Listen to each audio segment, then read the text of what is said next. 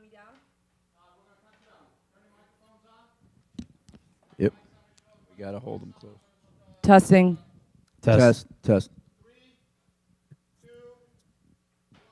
Hey, Josh, can you hear me? Good morning, Yes, I can. Patriots. Can We you are hear coming me? to you live from Oh, the yeah. America First Okay, yeah, I Warehouse can't out hear here in them. Ronkonkoma, Long Island. We are so excited today. We have a great show. We are going to be having the gentleman from Yeah, The they said they're gonna mute Patriots, The Relentless Oh, okay. Patriot, the Scott Lebedo movie. And David Zier should be coming in live from Wisconsin. And we are happy to have you guys here today. Welcome, gentlemen. We have Steve Levy here and Tom Weirman, my good friends Hey, and hosts. Josh, the list of And, theaters, is that we still are- the, we'll- do you the have a good same, Father's or Day? have we lost Father's Day any? was great, actually. You know what I did? As What'd far you as do? I know, Absolutely that's the nothing. same That's until amazing. Thursday, and we're How going about to get you, a list. Steve? Yes, same. It was just enjoyable, and family is what it's all about. That is what it's all about. We got to remember that all the time. So Friday we had the War on Truth movie shown here at the Warehouse, and we had director Chris Burgard here. What a true Southern gentleman and man of God. We were so honored to have him here. So Chris, if you're listening, thank you again. The War on Truth was a movie about J6. Shows you how the deep state is weaponizing the system, and the American people are being completely tortured for their affiliation with J6. That movie was awe-inspiring, and I really encourage everybody to watch it. We will have copies available on our website today at the AmericaFirstWarehouse.com website. There's a copy of it right here on the stage. Also, behind me, you'll see this amazing picture of Donald Trump. It's a canvas print from Elena Rasuva, the artist, and this we'll be raffling off through the month of June, and we will be calling that winner out on our first Tuesday in July show. So if you guys are interested in this, you can go on our website. You can see how to bid on this painting or put a raffle in for it. Everybody seems to love it, so good luck if you decide to take the chance on that. And we do have some upcoming events. So the debate for the presidential debate on June 27th, that should be a really fun and entertaining debate. Entertaining for sure. I can't decide if I'm going to be able to handle watching it or not. I think it's going to be interesting. What do you think? Yeah, but my concern is that the expectations for Joe Biden are so low that if he just doesn't fall down on his face, they're going to say, wow, that was great. But frankly, I hope he does fairly well, because if he's a disaster, that's going to spark the replace Joe movement, which I don't really want to see, nor should Republicans want to see that. So let him do okay, so that they say he's our guy, because he's going to be the easiest to defeat in November. Oh, absolutely. You can almost if they do replace him, it's almost going to be like a tremendous sigh of relief for the hardcore Democrats, because they know he inspires absolutely no one, and because he can't inspire anyone, they're going to lose lots of votes. So, yeah, you might be right. They may be secretly wishing he just completely collapses, so they could just make an easy decision. All right, we gotta get rid of this guy. But it could spark a civil war within the party, because if they bypass Kamala, oh boy, Yeah. it will be such internal division that they could just implode. So that's why they were sticking with Biden, even though he's obviously heading towards senility, because the alternative was going to be so difficult, and who gets picked and who gets alienated. But they can make deals behind the scenes. It's just say Kamala's going to stay VP, and then whoever else might come in, like Gavin. Good luck Oh, telling it's her. gonna Now- be now- interesting. Now, Kamala, you're going to be VP, and you're going to be passed over by this white guy, Yeah, Gavin right. Newsom, or this white gal, Whitmer, or Hillary Clinton. I don't know. Yeah, but they Yeah. want to. But they listen. They know if they put Kamala, but they know if they put her up there, she's going to lose as well. She talks in word salads Probably. constantly. Yeah. It's Yeah, like yeah. And she's the, like and the hyena laughing at everything Oh, she yeah, I mean, it's says. a terrible bench they have. It's just a awful. Yeah, it's terrible. bench. Well, that's going to be one to watch. We are going to be hosting it here live at the America First Warehouse. You can go on the website today and register for that. We also have the Belmore Patriots, the Setauket Patriots, and the Long Island MAGA Patriots. Will be caravanning here from their Thursday night rally to also watch the debate with us. So if you love a caravan, you can join them. But we will be here watching that, in addition to our annual car show that we're having on June 30th. So for all you car enthusiasts, please join us for that. And on July 11th, we will be caravanning into the city for the Trump sentencing day with a bunch of patriots here on Long Island. So if you guys are available and want to join us, we would love to have you with us. And on July 13th, we're in a new partnership now with the Mordecai Mission, something very near and dear to Tom and I's heart. I think we have to let Steve know more about that, what we're doing. It's a political Christian, or I like to say Christian political initiative, where we are trying to bridge the gap between the urban communities and the suburban communities, and really educate the urban communities on, the stronghold of the Democratic, that the Democratic Party has on them, and that we're going to try to reach them through education, but keeping God at the forefront of that. Yeah, in the 80s, there was this group called the Christian Coalition, which was a very powerful, Christian/political arm of the Republican Party.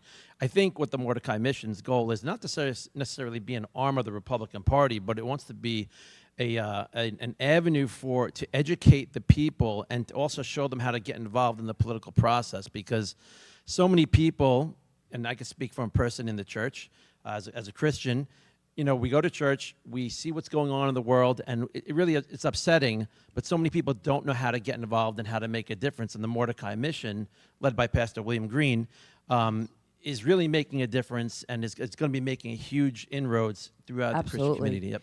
Yeah. I think one of the reasons that Hispanics are bolting from the Democratic Party is because they're a religious culture. A very strong right. Christian religion. Embedded within the Hispanic community, and the Democrats they see are just this secular, godless party now. And they're saying, well, I came over, I was supposed to vote Democrat because that's what they told me I was supposed to do, but this isn't really the party for families or for, just basic morality.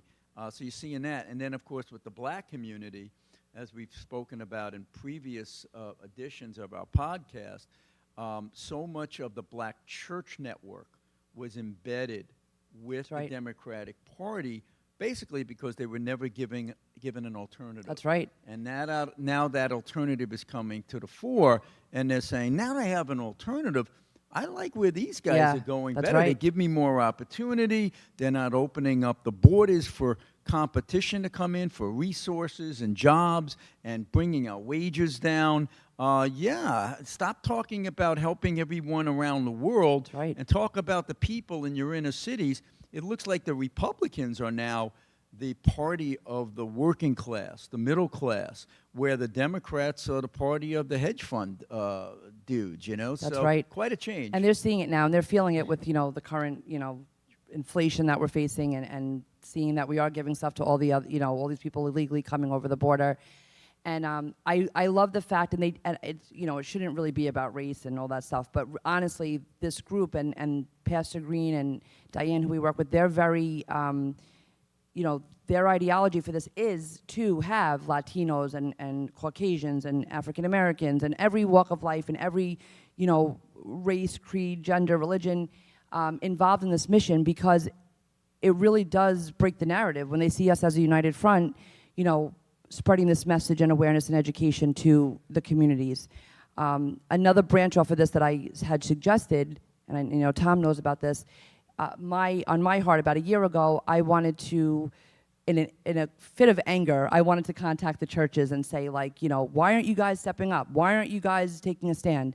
And I almost wanted to come in a combative way, and I realized that wasn't the right way to do it. So my part of this initiative we're going to do is we're going to hold the churches a little accountable, but really have them we want them to take a pledge.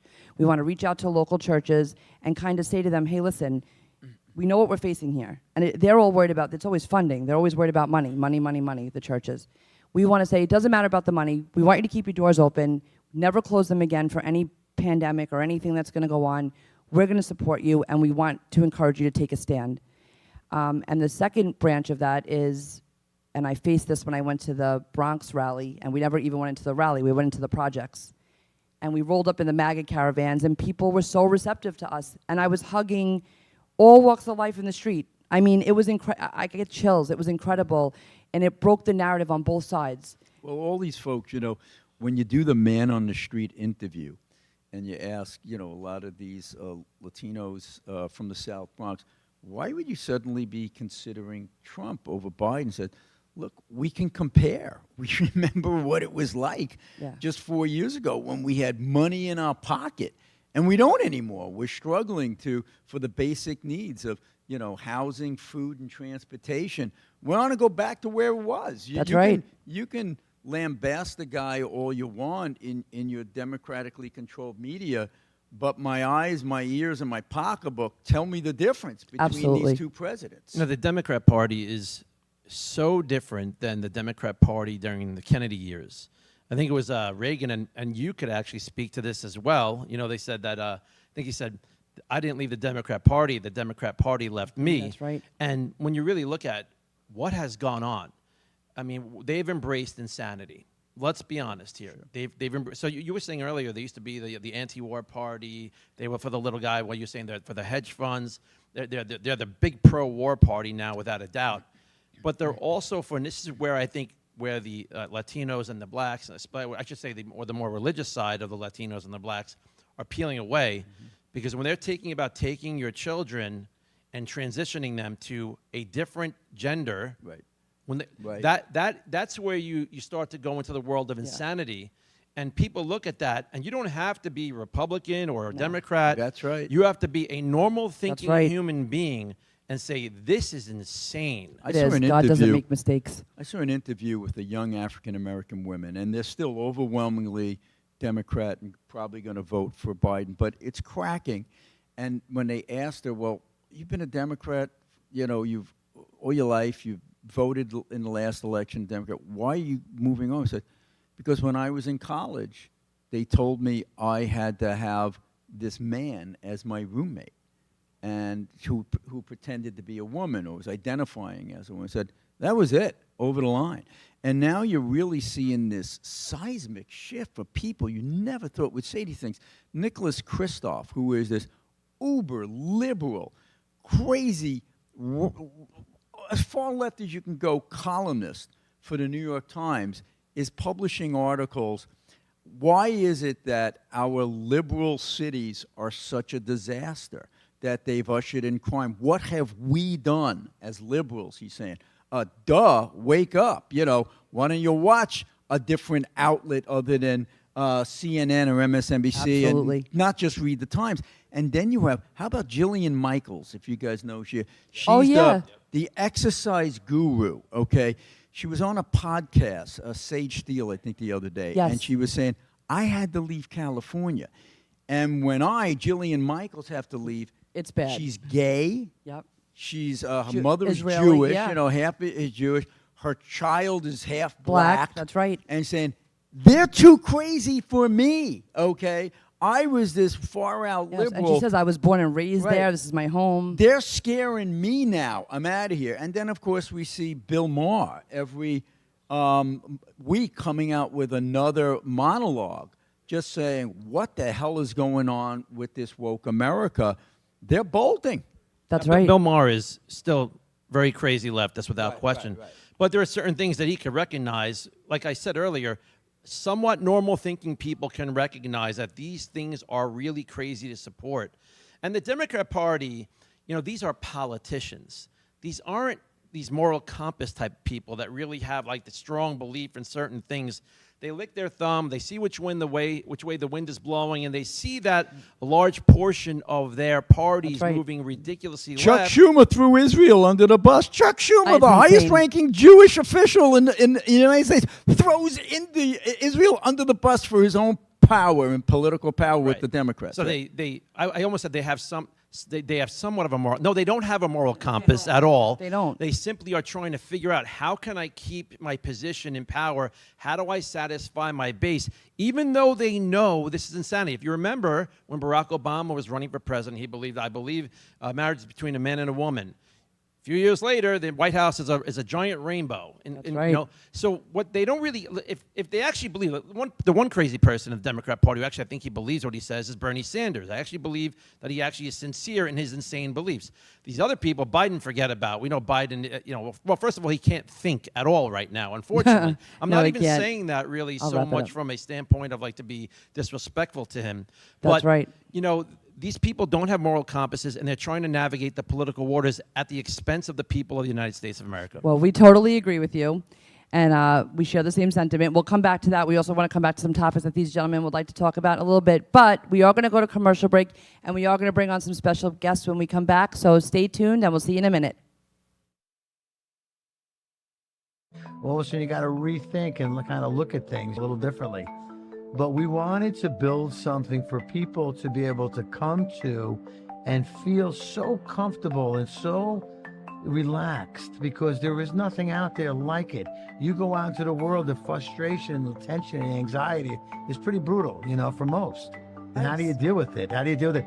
Prayer for sure, but we give an opportunity for people to really feel good about themselves and about this great country. Hi, I'm Kevin Sorbo. Now, many of you remember me as Hercules, facing incredible odds for the world that he cherished. But today, I'm stepping into a different role. Not as a mythical hero, but as a fellow American. I'm inviting you to embark on a mission crucial to our nation's future. At this pivotal moment, America stands at a crossroads. Our unity, values, and vision for tomorrow are being tested. It might seem like the weight of the world is too heavy for one person to lift, but history shows us that it's the courage of individuals that has always illuminated the path forward. The call for heroes is more urgent than ever. Not the mythical ones, but real-life individuals like you, ready to uphold what's right, champion truth, and unite in protecting our beloved nation. This is your moment. Your journey as a modern-day hero starts right now. Stand with AMAC and let's show the world the power of true heroism in action. Visit amac.us/hero to join AMAC. Be the hero our country needs. To the America First podcast. Thank you for tuning in. I'm not David Zier. He's on the ground in Wisconsin, but I'm trying my best to fill his big shoes. What do you think, guys? Doing fine by me. Good, good, good. And you're a lot better looking than David's here. Oh, well, thank you. I'll have to. Not saying much, but it would be. Well, thank you. No doubt about it. Thank you. Those are big shoes to fill. So everyone tuning in, we would like to introduce some very special guests that we have with us right now. Last week, The Relentless Patriot came out in theaters with our very dear friend Scott Lebedo. About a year ago, we got to watch a part of the screening here. Brought me to tears. Absolutely amazing, and just makes me love Scott even more. But today we have the very special gentleman behind the scenes, and we have Chris Martini from Triple Martini Productions. Is he on with us? And we have Josh Macchiello from Global Ascension Studios. Welcome, welcome, fellas. How are you guys? I think right now we just have Josh. Good. How are you? Good. How are you? I'm wonderful. I'm wonderful. Thank you guys for taking the time and having us on. Thank you. I know you had a busy week last week. I guess you guys were here in New York City last Wednesday, correct? Correct. I was in New York for a week. Always nice to get back to my roots. Hit all the restaurants and all the fun spots up. So it was good. That's very awesome. And you are now in California, correct? I am back in California. Yes. So I left beautiful New York weather and came back to beautiful California weather. So it's fantastic. Well, we're glad you had a good trip. And I hear a lot of successes going on with this movie, and we are so excited for you guys. So I'm going to turn it over to, this is Tom Weirman. Hey, Josh, how's it going? Levy. Hey, nice to meet you. Thank you. You too, buddy. Thanks for being here, and thanks for doing what you're doing. Listen, first question I want to ask you is, what inspired you to make this movie? I mean, this is a pretty important movie about a man that not really most of the country totally knows about, but I think with what you're doing with this movie, a lot more people are going to know. So what inspired you? Well, the movie was made by Chris Martini, who I see him, but he's not on the screen right now. But Chris is a talented, very talented director. I was brought this film, in a big bulk, if you will. It had a lot of information. Scott's work is 30 years plus. Chris had put together a very solid. First of all, the trailer, if you guys seen it, it gets you in the trailer. Once you see the trailer, you know, you're hooked, especially if you're in the mindset of wanting to make America and the world a better place. And then when I was able to watch the documentary, I saw how amazing Scott's life was and how amazing of a director Christopher Martini was in bringing it to us. Frank Torcha from Torch Entertainment is a friend. He's a producer on the project. He was bothering me for a month straight to watch the trailer, watch the movie, and I was involved with so many other projects. I finally sat down and watched it and said, you know what? I think this is going to be something special. You know, Scott, yeah, he's a little abrupt and has a potty mouth, if you will. But you know, I'm from New York. We're used to folks like Scott, and I really felt that there was something so heartfelt about how he handles and conducts himself, and you know, being so giving to others, that the world was going to gravitate to that. And I still believe that to today. We had an amazing premiere Wednesday in New York. You know, we had a lot of patriots there, and believe it or not, the audience of almost 300 people, there was like 25% liberals, and they all loved the movie. Wow. Chris, are you there? Can you hear us right now? I can hear you guys. There Oh, he There is. you I are. am. Okay. Hi, Chris. I guess I have to speak to be seen. Okay, so no, everything Josh said, you know, we've got this great movie that's got great reviews on Rotten Tomatoes. The people really want to see this movie. It hits them it touches every emotion, and we've got this week in theaters, and we're trying to get people to go to the theater and see this movie so that we can keep our run going. Can you tell us a little bit about Scott LoBaido and what drew you to him and what caused you to make this movie? Yeah, so it was during the pandemic. I was really angry at what was going on, and I had shut my company down because of COVID, and I had all my camera equipment with me, and I just started shooting this documentary series interviewing, you know, conservatives, you know, conservative journalists. My landlord, I live in Brooklyn, New York, which is the most liberal area of New York, I think. And my landlord is actually a conservative Trump supporter from Staten Island. And he said, you got to go interview Scott LoBaido. So I went to his studio and I interviewed him for 3 hours. And I realized in that interview that with Scott LoBaido, I could touch on every single issue that I wanted. You know, I could keep doing stuff about veterans, but also deal with, you know, law enforcement and our flag and our liberty and just protecting all the things that my grandfather fought for in World War II. So I decided to do the documentary on Scott, and you know, 5 years later, here we are. One day Scott turned to me. We were in his car, and he said, "Chris, how are we going to get this thing seen?" And my heart just sunk, because you know, I know how to make a film. I can make a good film, but without someone like Josh Machello, Global Ascension Studios, like Josh was able to get this film to the public, and that's the hardest part. The hardest part is finding the money and getting the movie seen, and that's where Josh steps in. So, you know, we're in a really lucky position to be in movie theaters. You know, you're never going to see a movie like this again, and we owe that to Josh. Hey guys, Steve Levy here, segueing there. I hear that this hit like 1,000 theaters nationwide, which is awesome. How does this portend for similar type of movies or media productions for the future? Is this something that's going to be more and more common? As long as I'm involved, yeah. I mean, you know, look, it was 1,000 screens, you know, that we got up to. But, you know, I'm thankful to Regal, Cinemark, AMC. I still believe that it was a tough task to have a Thursday feature release night, you know, and then to go up against Bad Boys and In and Out. What this movie needs, and what Chris just said, those patriotic people that stick their chest out and say they're patriots, they need to go buy tickets. You know, a lot of folks did a good job of supporting on social media, but they didn't do a great job of going to the theaters right now. So we're still in theaters as we speak now. You know, we want the Patriots to. It's not about our pockets, as Chris said, and Scott will tell you over and over. This is a movement. Right. We have the ability and the access to get to theaters. We are a conservative movie studio. I went on stage with President Trump on March 15th and said, I am here to let the world know there is a conservative movie studio in Hollywood, and we are it.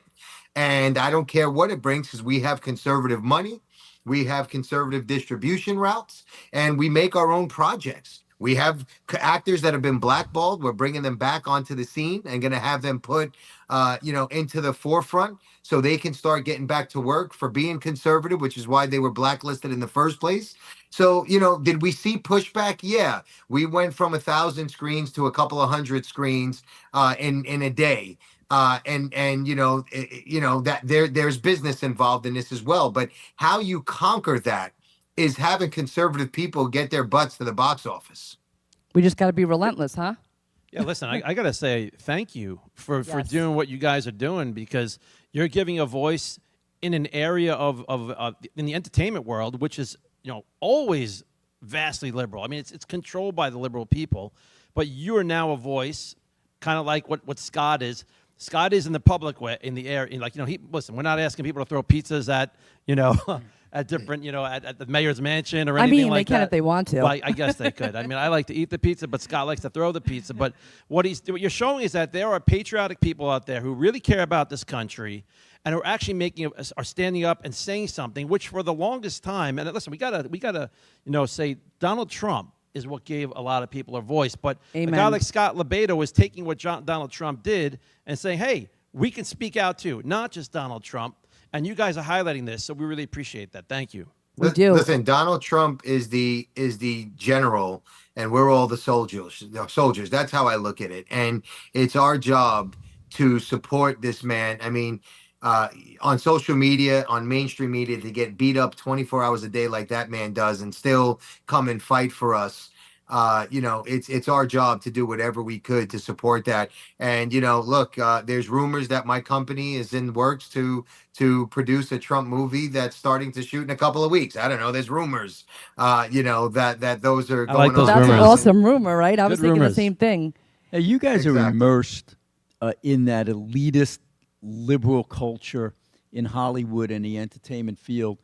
Do you find, or do you think that there are a lot of closeted, middle of the road or conservative folk within the industry or in the periphery who were just totally petrified of speaking out, where now when films like this start coming to the fore, more people will feel protected or feel more confident in speaking out their more moderate or conservative beliefs? 100%. I know for a fact a lot of them.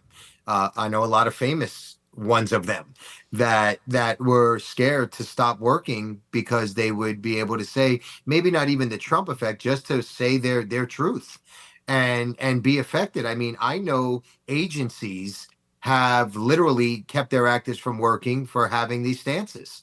You know, so it happens, and what it takes is what we are getting ready to do. We have money behind us, we have projects behind us. We are not going to stop. We are going to be relentless in that field of keeping the pressure on, because it'll bring comfort, as you just stated, for people to say, you know what, I'm going to come out now and I'm going to say my beliefs, because I don't have any. We're the United States of America. The United States of America.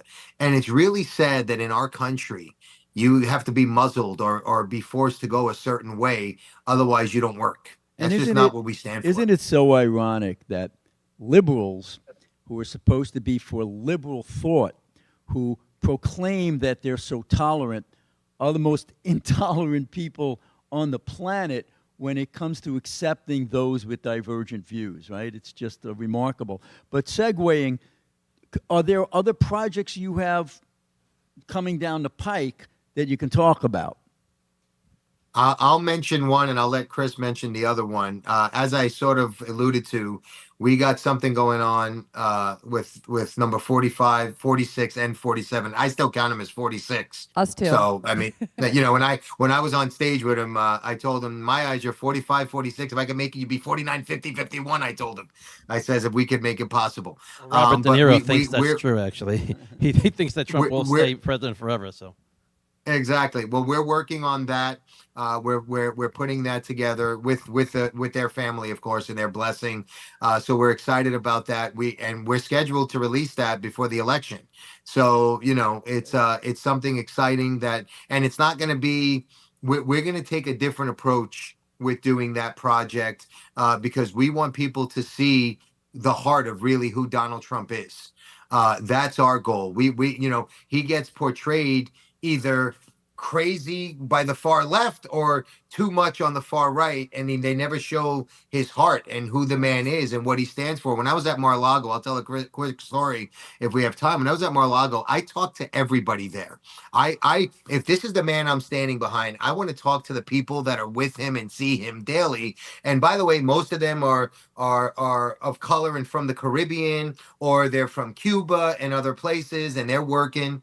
And one person told me a story about how they didn't have a car, and President Trump noticed that they were going to work and not having a car, and all of a sudden they had a car, you know, and stuff like that. And every single person was happy to be working there and working for him. So, you know, they try to label him a racist. I talked to every ethnic group there, and it couldn't be further from the truth. The man is he loves everyone. He loves helping people. So that's the part of the movie's going to be called Triumph, and that's the part of the movie that, you know, that's the theme that we're going to go with, of people knowing who he is really. I absolutely love that. And I want to say, Josh, any movie that you guys make out of your studios, I vow now and promise to watch every single one of them, spread the Thank word, you. take my family, because that's what we need in this country. And I want my kids to know that there's normal movies coming out in the movie theaters. It's important. And I'm going to Chris get to can the name theater the and next pay. one. We have another project. Chris, if you want to let them know what we're finalizing agreements on for that, you're more than welcome to. Sure. So we obviously, I interviewed Rudy Giuliani for this film, and you know, I also for some Newsmax stuff that I was shooting. But you know, so we all know Rudy very well, and you know, the great thing was that when Rudy saw this film at Mar-a-Lago, there were people that were sitting next to him, and they said that he was like the loudest. He was, you know, laughing, he was crying, he was cheering. And so he has asked us to do his documentary. I'll be directing, Josh will be producing. So we're gonna set the story straight on Rudy Giuliani also. This is another man who has done, you know, an extraordinary patriot, has done, you know, the most amazing things for this country, getting rid of the mafia, you know, 9/11, who has completely been thrown under the bus. So this movie will also, like Triumph, give the love back to this man and tell the real story, because there's been documentaries about him, but they've all been hit jobs. So ours is going to be a love letter to Rudy, and people are going to love it. And it's needed right now when his entire life is being, and reputation is being destroyed. So glad you're doing that, because this was, in my opinion, the greatest mayor in the history of the United States. America's mayor. A guy who said, no, we can fix this. Everyone said that cities were ungovernable anymore. And he said, no, we can change it. And he became the template for others to follow. And then when he did on 9/11, he was a hero. But then the liberal media had to try to take him down because he supported a candidate that the liberal media didn't like. And I've written many articles on this in Newsmax and other outlets, how they're persecuting him based on lies about, you know, him saying that you can put forth an alternative elector. They call it a fake elector, and he's being prosecuted for this. Alternative electors were used many times in the past. The media, the courts, the prosecutors never said it was fake or illegal. When the Trump administration and Rudy says you can do this, as they did in the 1960 election or the 1876 election, all of a sudden it's fake and illegal. It's a total hit job.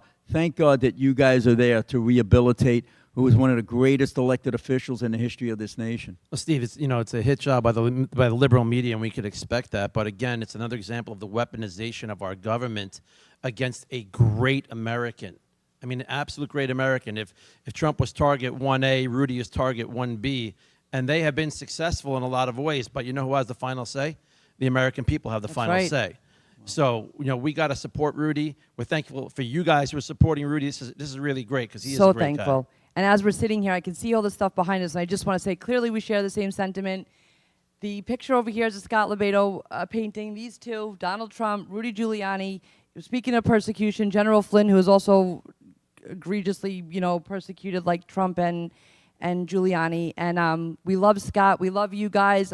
Joe the Box is constantly talking about you guys, and we can't wait to work with you guys and support all the efforts that you guys are doing. Show the movie, support the movie, spread the word. We will be there behind you guys every step of the way. And we just want to say thank you for all the amazing work you guys are doing as patriots. It truly is our honor. Thank you as well. We appreciate you guys as well. Thank you. Thank you. Come visit us And- soon at the America First Warehouse. I'm coming. I'll be there in a month or so. Awesome. We will see you And then. let me just say really quickly that the Relentless Patriot is getting standing ovations in theaters right now, which is unheard of. People need to, get to the theater this week and try to help us extend our theatrical run. We promise you that we will keep I'm gonna pushing the do word out. I think I'm going to go see it again. You inspired me Listen, again. thank you guys for everything. God bless you guys, and I all of us Patriots sticking together, we'll win this thing. We sure Thanks will, so guys. much, God guys. bless you. Thank you, guys. God bless. Appreciate it Thank you very very much. much. All right, so audience, we have a special interruption. I'll say we have David Zier on the ground in Wisconsin. David, don't get mad. I'm doing your job right now, and I'm not sure I'm doing a good job. David, you're being replaced, buddy. Oh, we don't have sound. Best he sound in a long time. Yeah, right. Just watching him mouth words, that's pretty good. We like that. Also, maybe I am doing better. I think you're doing a fantastic Hold job. on, Teresa. audience. We're sorry. He's on the ground at the Trump speech. You in know Wisconsin. sign language, David. We're trying to get the sound going. I'm not sure if he's in Wisconsin or if he's in Florida. He's got a I was nice just tan. saying, he Look at looks that. really Yeah, hot right now. He's or, warm. or he's wearing a lot of makeup, but I don't think that's David. No, it's probably hot in Wisconsin right now. Does it get hot like us? I guess we'll come back to David. All right, in we'll a try to minute. come back to David. While we're waiting for him, I brought up in that last segment there with the fellas about how Rudy was persecuted and what the lawfare is doing to really good people. And my latest article in Newsmax talks about how the media lied about this concept of fake electors. And just so the people out there and say, I hope you'll go to Newsmax and read my article, because you are entitled to put forth alternative electors as a slate if you Absolutely. think there needs to be a recount or there was some kind of fraud in the election. And it's been done before, legally, in 1960 in the Kennedy-Nixon campaign. They had competing slates of electors in Hawaii. Then a court ultimately made the decision, and they abided by it. In 1876, same thing with Tilden and Hayes. But only now, in 2020, when Trump was trying to say we want to put forth alternative electors, the media came around and said, oh, you're trying to inspire an insurrection and you're not accepting the outcome. Well, all they said was, we're putting forth the alternative electors, and then we're going to court. And we'll let the judges and Right. the court decide. We're not saying we're going with armed guards to take over and prevent that other slate from being counted. We have to put forth these alternative electors. The court will decide, and whoever wins, wins. But because they did it, it was a Trump entity that did it, the media makes up this falsehood that they're fake electors and that this is illegal and that it's an insurrection and a coup. Disgusting. Absolutely, it is. Yeah, well, you know what? It's what We we have have David? sound? Do we have David? I think we got sound. All right, guys. There we There are. he is, Mr. Zier, all the way from Wisconsin. We are. I am an interrupter. I'm interrupting the wonderful broadcast from the America First Warehouse. Shout out to Joe the Box, Steve Levy up there. Is that Tom Weirman? I It see. is. Hey, Tom, what's up? And What's going on? Teresa, keeping it all together here. We're in Wisconsin on the ground. This crowd is going for like a mile here. It is unbelievable what's happening. People are coming out. They see what's going on. A persecution of Donald Trump here. And the RNC, the Republican National Convention, is only 4 weeks away, 3 weeks away. The sentencing is 3 weeks away for Donald Trump. We'll see where that leads us here. But once again, Trump is striking deep in the heart of blue territory, now leading in all 7 battleground states across the country. And I just want to point out, they're grilling Trump over here in the press, and the governor, Tony Evers, is a Democrat, and the attorney general and everybody, because Trump said that Milwaukee is a horrible place. But what he's referring to is the crime and the poverty. Did you know that Milwaukee is the 5th largest city in the Midwest, but has a higher poverty rate than any city in the United States? Oh, I did not know that. Except for Detroit at 25%. Unbelievable. And they are 5th in the nation in homicides. Well, David, I think if we were to say that, we love New York City, we do, but it's a horrible place. I I agree. think we could admit that. It's got so many great things to offer, but it also has a tremendous amount of crime and a tremendous amount of wokeism and just a lot of things that are really negative.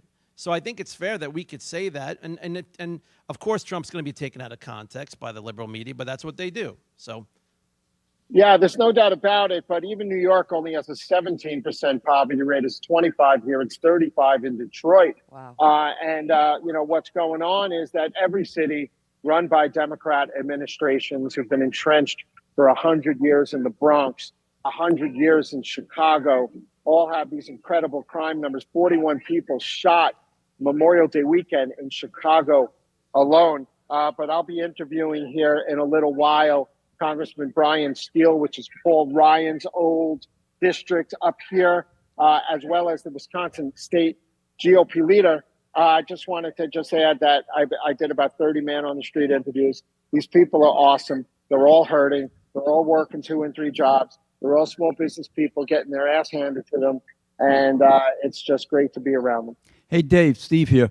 Greg Gutfeld had a great line the other day. He said, what's deplorable is that Democratic leadership in these major cities, such as Milwaukee, have allowed it to go out of control with crime, terrible education for their kids, consistent poverty. It's not deplorable to point it out, as Trump did. What's deplorable are the leaders of these cities who keep doing the same thing over and over and over again and get the same result. So more power to you guys, and I hope that the folks in Wisconsin, as you're seeing on the ground, come out and get the word out. Yeah, Steve, as a breakdown of the American fabric, the family fabric, the American dream is fleeting with the 1.5 million home shortage for Americans paying $15,000 a year or so more than they were just 3 years ago for a mortgage. Everybody working 2 and 3 jobs.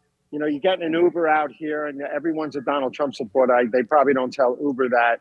But I'm like, what do you do during the day? Deliver pizza? They're like, no, I'm an accountant or I'm an engineer.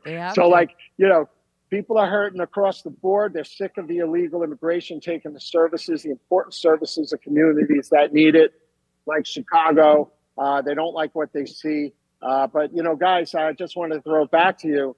If they take Trump off the campaign trail or attempt to put him in jail, that's probably a game changer, right? I don't know if they're going to do that. What do you think?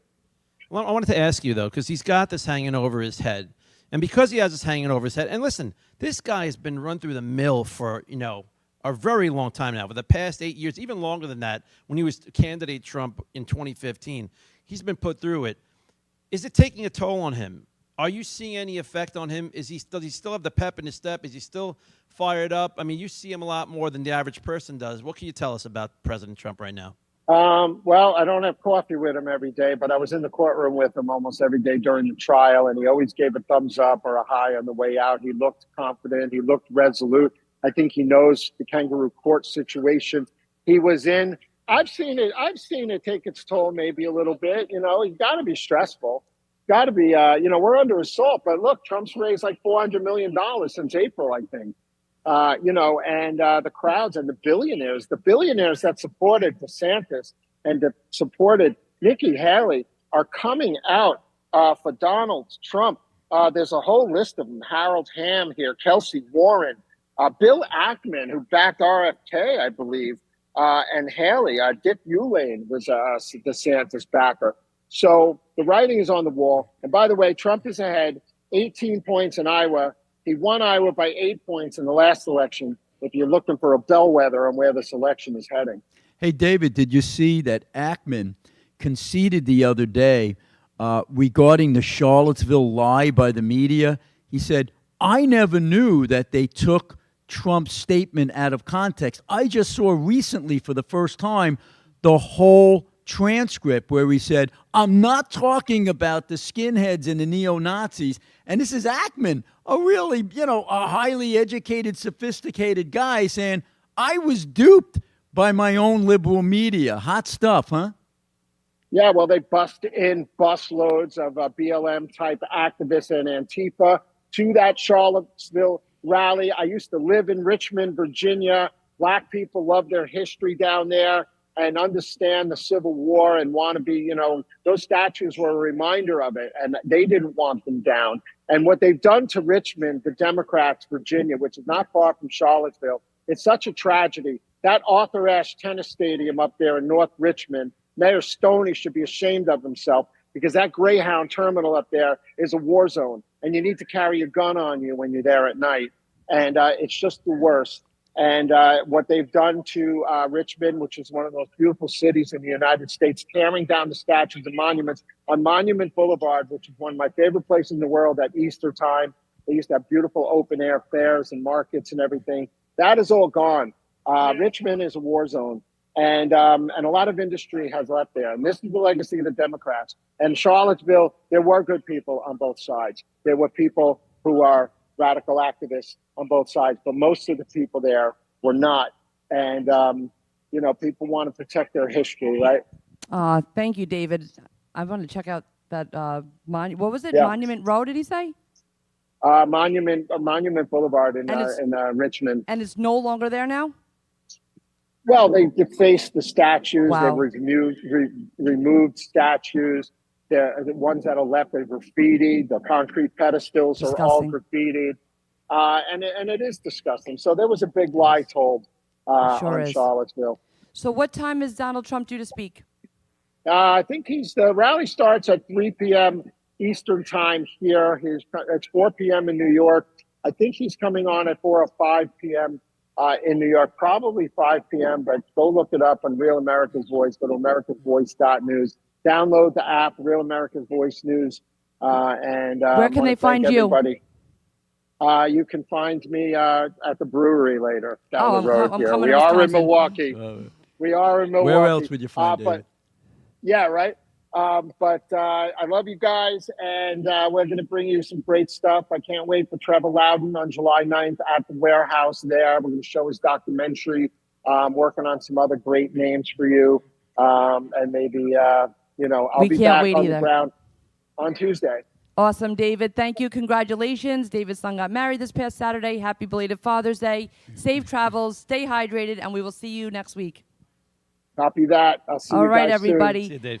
All right, guys, thank you for tuning in today. Please visit www.theamericafirstwarehouse.com. You can check out all our events in the event tab. We have awesome things that we are currently selling. General Flynn prints, books from previous political authors that were here. One Nation Under God shirts. You can bid on the Trump. And we look forward to seeing you guys next week. And God bless. I think David's going to be out of a job. I'm not taking this job forever. So long, everybody.